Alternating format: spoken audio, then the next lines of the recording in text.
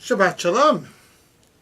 Some people tell us that you cannot have too much of a good thing, while others argue that if you have too much of a good thing, you no longer appreciate how good it really is.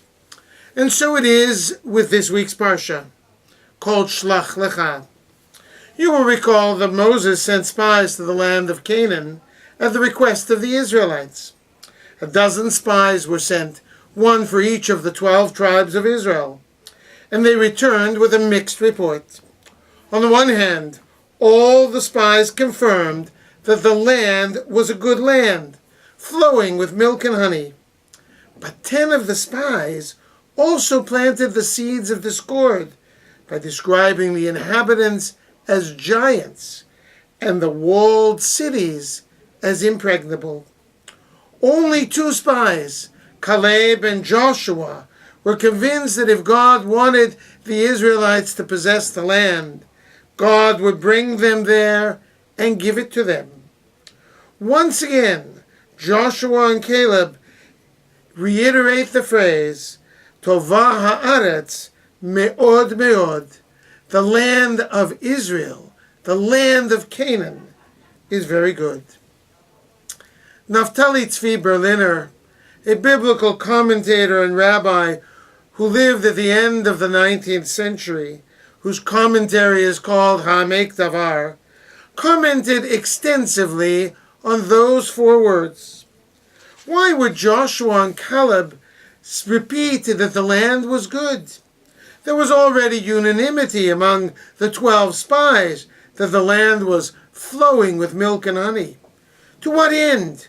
To what purpose could Joshua and Caleb be alluding by this seemingly gratuitous repetition? Most classical commentators assume that no word in the Torah is superfluous.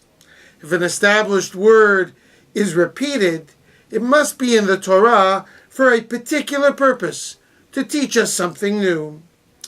Thus Ramban Moshe ben Nachman, the 12th century commentator from Provence, suggested that Joshua and Caleb repeated that the land of Israel was especially good, Tovah me'od me'od, to counter the chatter among the Israelites that Canaan was a land that consumed and devoured its inhabitants.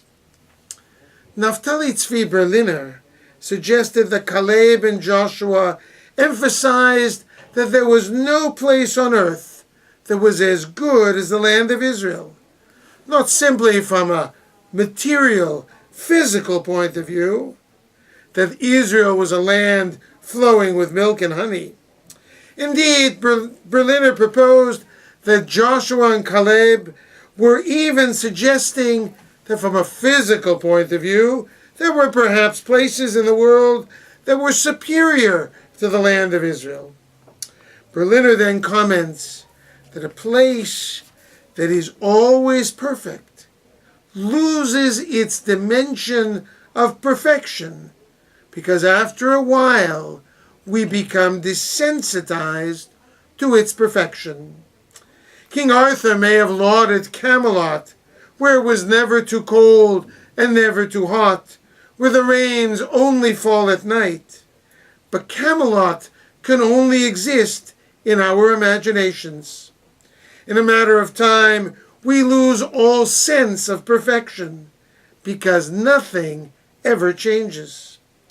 To put it differently, in order to appreciate the sunshine, you need to experience a cloudy day. Cloudy days do more than just permit us from taking the sunshine for granted. Cloudy days help us from disparaging the sunshine itself. Berliner suggests that when the Torah repeats the word me'od in the expression Tovah haaretz me'od me'od, it is hinting that the land is good not only in a physical sense, but also in a spiritual way as well.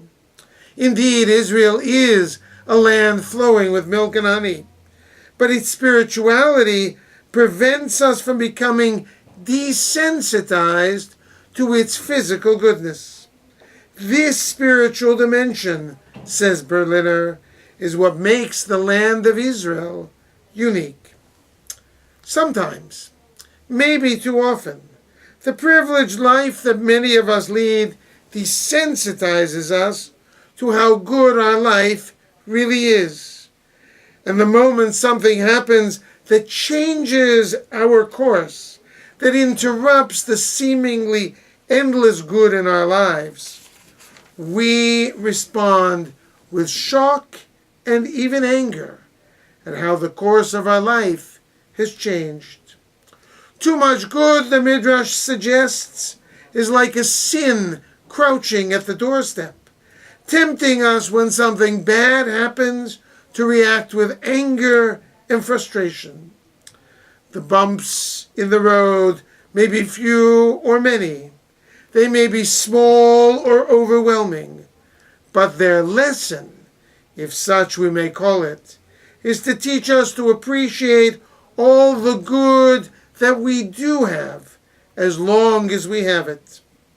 Goodness in life is not an entitlement, but a privilege, and the bumps are not a punishment, but taken together, they can help us acknowledge that goodness overall outweighs the bad, and can help us be thankful for such goodness as we are privileged by God to have. Shabbat Shalom.